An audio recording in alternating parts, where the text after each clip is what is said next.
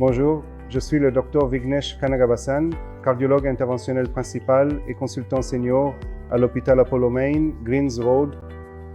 Aujourd'hui, j'aimerais parler de l'importance de l'angioplastie primaire pour sauver des vies chez les patients victimes d'une crise cardiaque, ainsi que chez ceux qui présentent une forte charge calcique et des obstructions critiques. Comment de nouvelles technologies sont apparues en angioplastie, permettant de traiter les patients et d'améliorer leur état. Tout d'abord, la crise cardiaque est un problème très important au quotidien. Comme vous pouvez le constater dans notre pays, l'époque où l'on pensait que la crise cardiaque touchait principalement les personnes âgées est révolue. Aujourd'hui, aucun âge n'est à l'abri d'une crise cardiaque. Même les jeunes de plus de 20 ou 30 ans peuvent également subir une crise cardiaque. Alors, qu'entendons par crise cardiaque? Une crise cardiaque, c'est un blocage complet à 100% des artères qui alimentent le cœur. En termes médicaux, nous appelons cela un infarctus du myocarde. Donc, lorsque de tels patients développent ou lorsque des patients font une crise cardiaque, c'est une situation qui met la vie en danger et qui engage le pronostic vital. Ils doivent donc se rendre à l'hôpital qui dispose d'un laboratoire de cathétérisme et d'une prise en charge cardiologique 24 heures sur 24. Ainsi, lorsqu'un patient arrive immédiatement aux urgences, nous appelons cela le temps porte à ballon, qui doit être de 90 minutes à partir du moment de la douleur thoracique, voire moins. Nous prenons donc immédiatement en charge le patient, réalisons les examens de base, puis après avoir informé le patient, nous l'emmenons au laboratoire de cathétérisme. Chaque minute de retard lors d'une crise cardiaque entraîne des dommages aux muscles cardiaques et des complications potentiellement mortelles peuvent survenir. Une fois que nous amenons le patient dans le laboratoire de cathétérisme, nous réalisons immédiatement une angiographie qui montre précisément où se situe l'obstruction. Et juste après cela, nous procédons à une angioplastie primaire.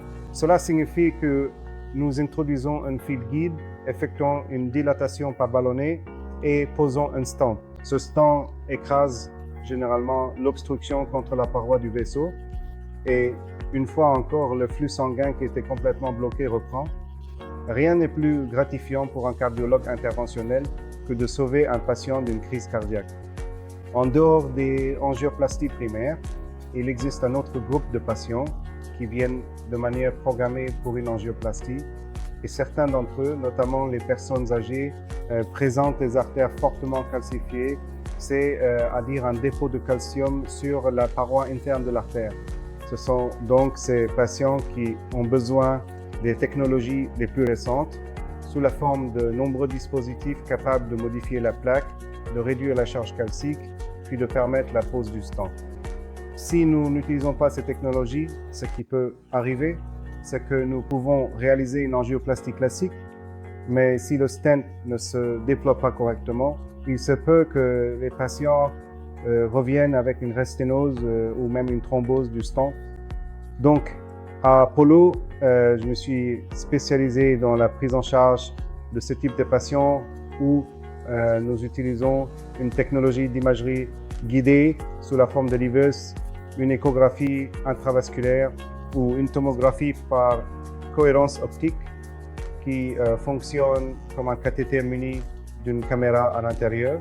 Nous l'introduisons dans l'artère et nous pouvons ainsi voir où se trouve le calcium et déterminer l'anatomie de l'artère. Après cela, nous pouvons procéder à la... Ensuite, nous disposons de différents dispositifs de modification de la plaque ou de modification du calcium, comme les ballons de découpe, les ballons à haute pression et les ballons non conformes. Nous avons également des dispositifs de découpe de calcium, comme le rotablator, la trachéotomie orbitale ainsi que la lithotripsie intravasculaire. Nous appelons cela IVL. Donc tous ces dispositifs sont ma spécialité et nous les utilisons à Apollo où nous modifions la plaque, après quoi nous dilatons la lésion avec un ballon, puis nous posons le stent, nous postdilatons le stent et nous terminons l'intervention. Ainsi, en utilisant un guidage par imagerie ainsi que ces technologies de pointe, nous pouvons offrir aux patients un résultat optimal de 100% afin que les résultats à long terme soient bons, suivissent du traitement médical.